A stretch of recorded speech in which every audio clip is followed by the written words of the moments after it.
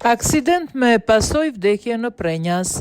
Një aksident I rënd ka ndodhur pasditën e sotme në Prenjas, ku një burr rreth 50 vjeç ka humbur jetën pasi u përplas nga një automjet që po lëvizte me shpejtësi të lartë.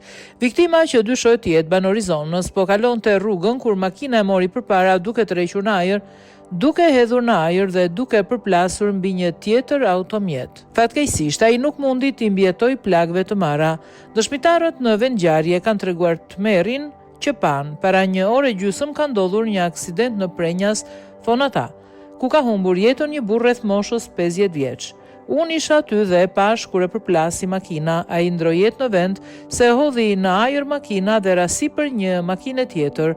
Ai po kalonte rrugën dhe makina me shpejtësi e mori para, ishte I zonës aty, shkruan një qytetare. Ndërkohë, nuk ka ende asnjë reagim të policisë në lidhje me ngjarjen në fjalë.